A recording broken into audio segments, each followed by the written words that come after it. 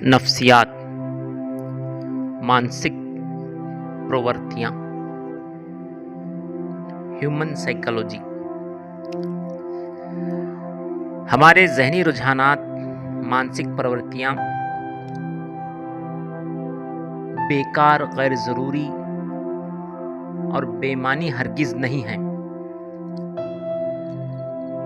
क्या हमेशा की ज़िंदगी और मुकम्मल कामयाबी, पूर्ण सफलता की इंसानी आरज़ू कभी पूरी नहीं होगी? जबकि इस दुनिया को जितना ज़्यादा हम समझ रहे हैं, हमें यह मालूम होता जा रहा है कि यहाँ मौजूद कोई चीज़ भी गैर ज़रूरी या बेकार नहीं है। और जब किसी चीज़ की मांग है तो उसको पूरा करने का सामान भी ज़रूर ही मौजूद है।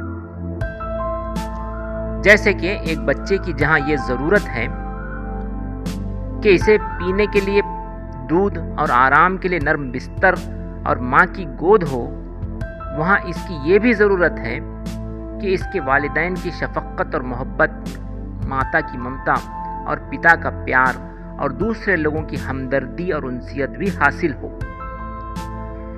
खुदा ने इसकी सूरत में ऐसी मोहब्बत रख दी है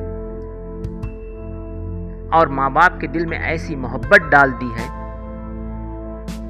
कि हम देखते हैं कि इसकी हर ज़रूरत की तकमील हैरत अंगेज तरीके से हो रही है, जो इसकी ज़हनी और जिस्मानी नशोनुमा और विकास के लिए ज़रूरी होती है। ज़रूरियात की तकमील का ऐसा मुकम्मल इंतज़ाम, आवश्यकताओं के पूरे होने की ऐसी व्यवस्था हमें बता रही है कि इंसानों की नफ्सियाती या मानसिक मांगों को पूरा करने का भी कोई इंतज़ाम ज़रूर होना चाहिए। कुरान कहता है कि हाँ, ज़रूर है, एक ऐसा दिन ज़रूर आएगा जिस दिन हमारे जज्बात और एहसासात, फितरी व स्वाभाविक ख्वाहिशात व मेलानात, कोशिशों और काविशों की कदर शनासी या प्रशंसा होगी और इनकी कदर कीमत के मुताबिक इन्हें बदला दिया जाएगा।